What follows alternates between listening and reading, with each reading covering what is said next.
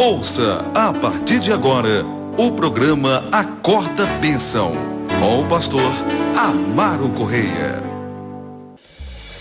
Ouça agora a voz do divino.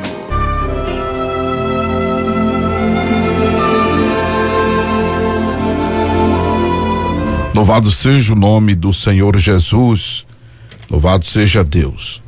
Vamos agora voltar as nossas atenções aqui para o Evangelho de Jesus Cristo, segundo escreveu São João. Amém? Louvado seja o nome de Jesus. E lermos do versículo 22 ao versículo 42, que diz o texto sagrado. João 10, versículo 22 em diante. E em Jerusalém havia festa da dedicação, e era inverno. Jesus passeava no templo, no alpendre de Salomão. Rodearam-no, pois, os judeus e disseram-lhe: até quando terás a nossa alma suspensa? Se és tu Cristo, dize-no-lo abertamente. Respondeu-lhe Jesus: já vos tenho dito, e não o crerdes. As obras que eu faço em nome de meu Pai, essas testificam de mim. Mas vós não credes, porque não sois das minhas ovelhas, como já vos tenho dito. As minhas ovelhas ouvem a minha voz, e eu conheço-as, e elas me seguem. E dou-lhe a vida eterna, e nunca hão de perecer, e ninguém as arrebatará das minhas mãos. Meu Pai, que mas deu, é maior do que todos, e ninguém pode arrebatá-las das mãos de meu Pai. Preste atenção a isso aqui, mas isso é importante. Eu e o Pai somos um. Pronto. Os judeus pegaram então outra vez em pedras para o apedrejarem. Respondeu-lhe Jesus: tenho-vos mostrado muitas obras boas procedentes de meu Pai. Por qual dessas obras me apedrejais? Os judeus responderam dizendo-lhe: não te apedrejamos por alguma obra boa, mas pela blasfêmia, porque sendo tu homem, te fazes Deus a ti mesmo. Respondeu-lhes Jesus: não está escrito na vossa lei? Eu disse: sois deuses? Pois se a lei chamou deuses aqueles a quem a palavra de Deus foi dirigida, a Escritura não pode ser anulada. Aquele a quem o Pai santificou e enviou ao mundo, vós dizeis blasfemas. Porque disse: sou filho de Deus? Se não faço as obras de meu Pai, não me acrediteis. Mas se as faço, e não credes em mim, credes nas obras, para que conheçais e acrediteis que o vosso Pai está em mim e eu nele. Procuravam, pois, prendê-lo outra vez, mas ele escapou das suas mãos e retirou-se outra vez para além do Jordão, para o lugar onde João tinha primeiramente batizado, e ali ficou. E muitos iam ter com ele, diziam: na verdade, João não fez sinal algum, mas tudo quanto João disse deste era verdade, e muitos ali creram nele. Oh, glória a Deus! Irmão, que bom a gente chegar a essa leitura, a gente fazer essa leitura e cada vez mais a gente se lembrar de textos bíblicos que assevera a deidade de Jesus e o monoteísmo cristão. Amém? O monoteísmo cristão. E Jesus diz aqui: eu e o Pai somos um. Versículo 30. E interessante que, observe a declaração do versículo de número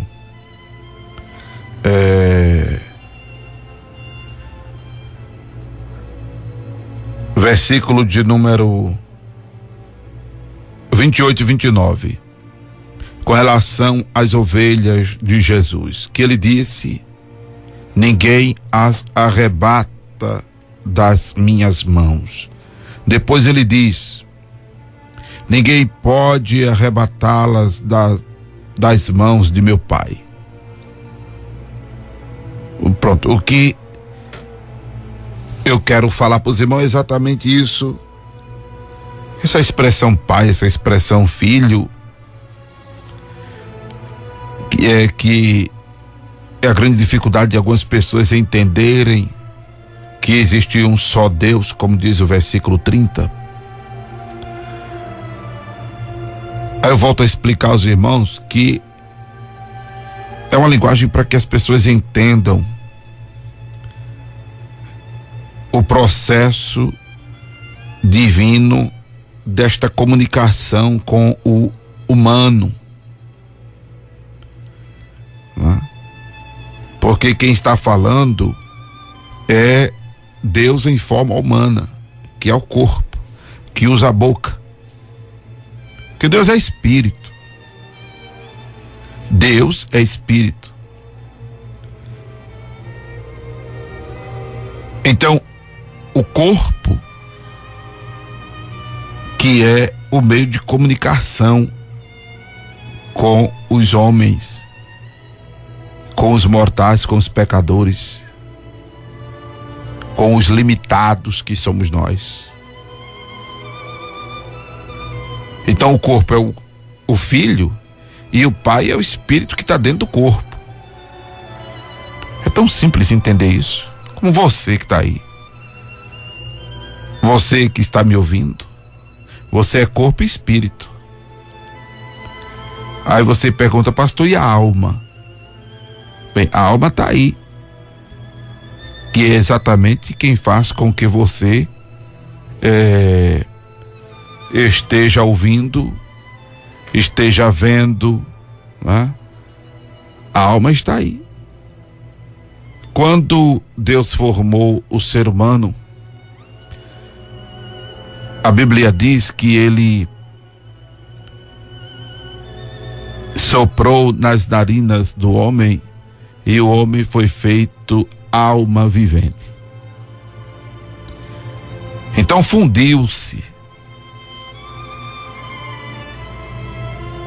a alma e espírito, tornou-se uma coisa só no ser humano, que difere exatamente dos animais. Quando um animal morre, ele deixa de existir. Quando um animal morre, ele é extinto, ele é extinguido. O ser humano, quando morre, ele leva para a eternidade, não é? Ele leva para a eternidade lembranças desta vida, que, por exemplo, parte delas, consideravelmente, é lembradas na parábola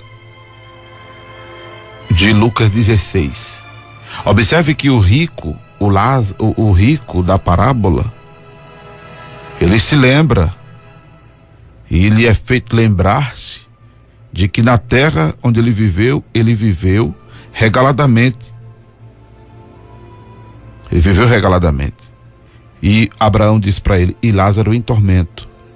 Agora este está aqui no paraíso, diz Abraão, e tu em tormento. Então, o Lázaro, não há menção de Lázaro se lembrando de nada do que há na terra, porque o Lázaro está em descanso. O Lázaro está em descanso. Quem se lembra é o que está em tormento. Porque o destino de quem morre com Jesus é um, e o destino de quem morre sem Jesus é outro. O destino de quem morre sem Jesus é tormento. E o tormento consiste exatamente nas lembranças da vida aqui na terra. O que dorme em Cristo, ele está dormindo, então não há memória das coisas vividas aqui na terra. Entende? Agora é importante ouvir a explicação toda, né? Para depois não pegar o bonde andando e dizer que o pastor disse, os crentes morrem e se lembra das coisas na eternidade. Não, preste atenção que eu acabei de explicar que o que morre com Jesus, ele vai para o lugar de descanso, então não há lembrança dele, da vida aqui na terra. Já o que morre sem Cristo, vai se lembrar, e se lembra, aí é onde está o tormento. Aí é onde está o inferno para quem morre sem Jesus. Não é? Mas o que eu quero dizer é que o espírito e a alma fundiu-se, tornou-se uma coisa só. O ser humano, biblicamente falando, ele é dicotômico. A tricotomia, que vez por outra a gente lê na Bíblia, é só para que a gente tenha uma dimensão do papel de cada elemento deste na criação. O corpo, a alma e o espírito, não é? Que funde-se quando Deus sopra na narina do ser humano. Então você que está me ouvindo aí, você tem esse elemento espiritual e tem esse elemento físico, que é o corpo. Na morte, o corpo vai ao pó, diz a Escritura, e o espírito vai para Deus. Esse espírito ir para Deus é ser lançado na eternidade. Aí você observe aí que não há menção da alma, porque fundiu-se ao espírito. Então as faculdades da alma está unida ao espírito. Na ressurreição, para o juízo final, aí sim, o corpo se unirá a esse elemento de novo, para os condenados serem lançados no abismo e para os salvos entrarem no céu propriamente dito. Aí uma pergunta que já me foi feita em outra ocasião: pastor, nós crentes vamos nos lembrar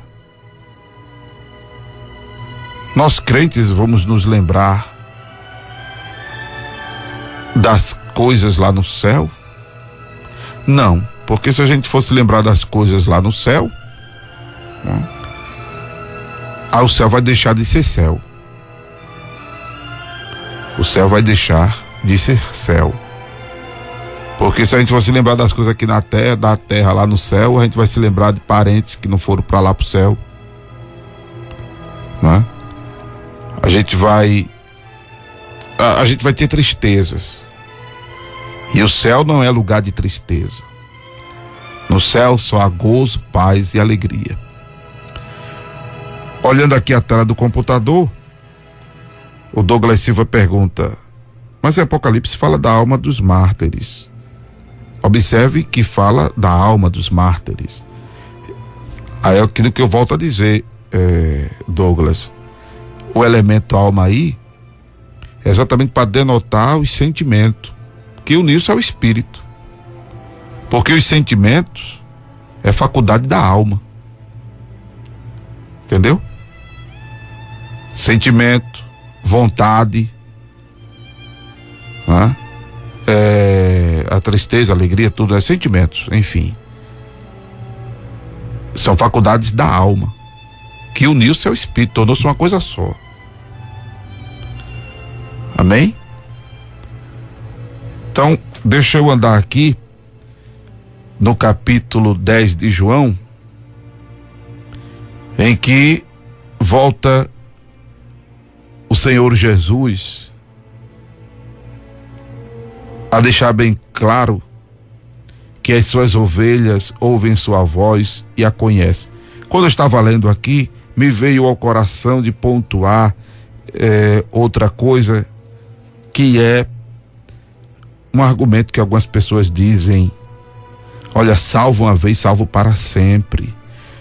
Há esse argumento. Há o argumento também da doutrina da predestinação fatalista, do tipo assim: Deus escolheu uns para ser salvo e outros para não serem salvos, e alguém pode querer utilizar-se do versículo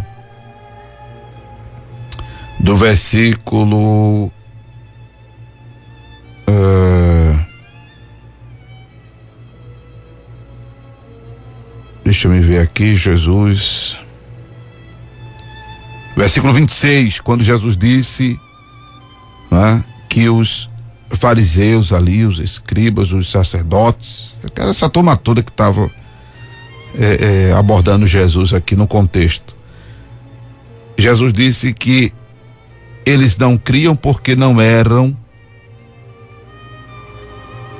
das ovelhas de Jesus. Então isso aqui não tem nada a ver com a predestinação fatalista, viu, irmão? Até porque Jesus veio para salvar esse pessoal. Agora, não foram salvos porque não quiseram ser salvos, né? Como está escrito nesse livro, capítulo 1, verso 11, que ele veio para os que eram seus e os seus não receberam. Mas a todos quantos receberam, deu-lhes o poder de serem feitos filhos de Deus. Então eles rejeitam a salvação. E por rejeitarem Jesus, por não crerem em Jesus, aí não se constituem ovelhas do Senhor. E aí fica difícil entender as coisas de Deus, se não se passa para o lado de Deus.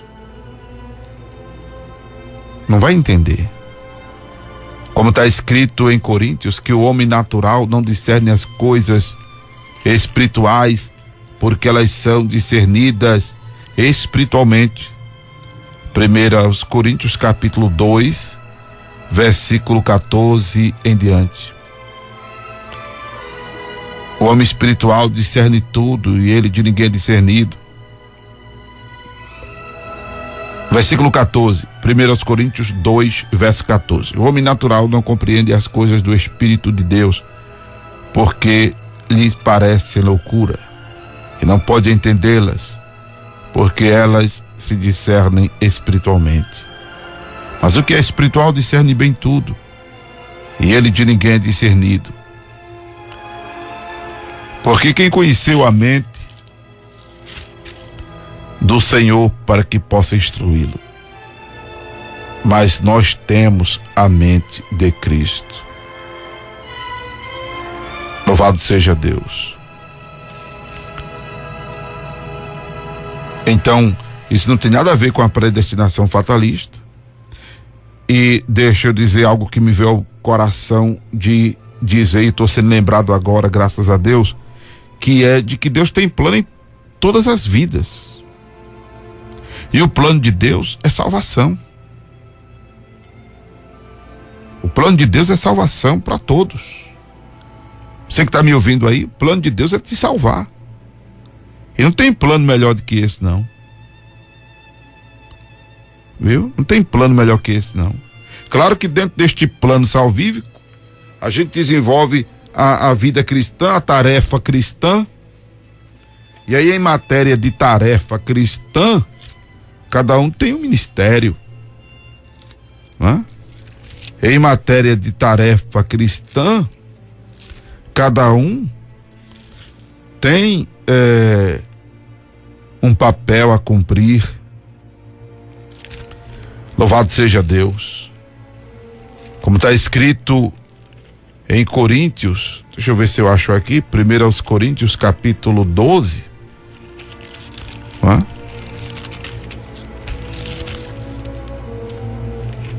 Versículo de número 28, que a uns pôs Deus na igreja primeiramente apóstolos, em segundo lugar profetas, em terceiro doutores,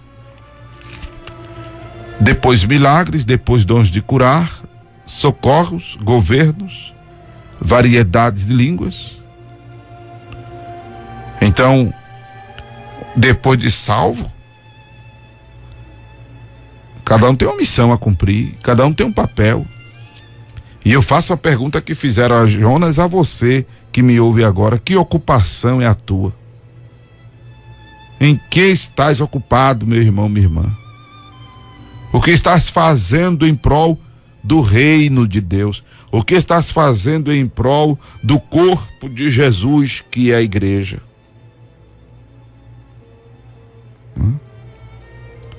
Porém, o plano de Deus para todos é o plano de salvação, viu?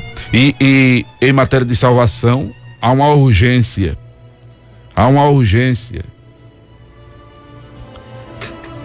não se pode deixar para amanhã, como está escrito em 2 aos Coríntios, capítulo 6, versículo 2: eis aqui agora o tempo aceitável, eis aqui agora o dia de salvação. Louvado seja Deus. Louvado seja o nome do Senhor. Aí, uma vez se convertendo a Jesus, porque quando não convertido a Jesus, está com o entendimento tampado, está com o entendimento vedado, está cego. 2 aos Coríntios 4:4. O Deus deste século cegou o entendimento dos incrédulos, para que não resplandeça sobre ele a luz da glória do Evangelho de Jesus Cristo. Não entendam Jesus. Aí não vai compreender a sua linguagem, como Jesus já disse, né? Em outra situação que a gente leu, se não me engano, nesse texto. Se não foi nesse, foi no capítulo 7, né? Versículo 37, por exemplo, lá no finalzinho: a minha palavra não entra em vós. Jesus disse. No versículo 43, João capítulo 8, verso 37, e João capítulo 8, verso 43. Porque não entendeis a minha linguagem? Por que não entendeis a minha linguagem? Por que não podeis ouvir a minha palavra? Por quê? Porque eles tinham por pai o diabo, disse Jesus. Pode Jesus lhes dizer a verdade e eles não crerem.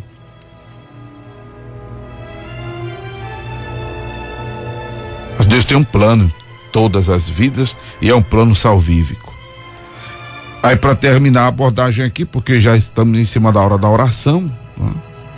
Observe que criou-se uma certa fúria deles para com Jesus, que queriam matá-lo, porque Jesus, logo perceberam que Jesus estava falando de Deus e falando dele mesmo como exatamente é um só, e ele deixou isso bem explícito no versículo 30: eu e o Pai somos um em substância, um em essência, né? Somos um em tudo.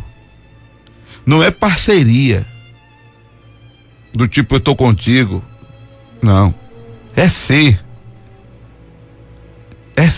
É o verbo ser, conjugado aqui no singular, e basta. Outra ocasião Jesus disse: eu sou.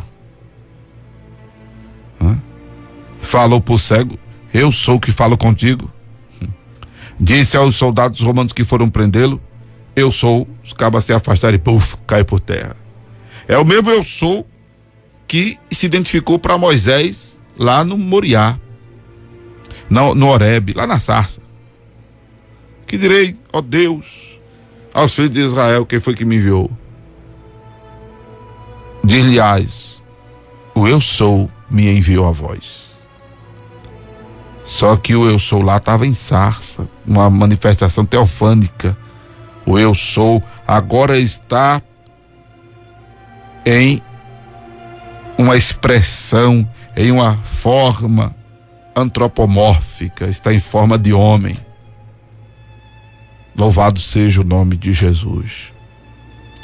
O Deus eterno, Deus soberano, que se fez carne e habitou entre nós, e vimos a sua glória como a glória do unigênito do Pai.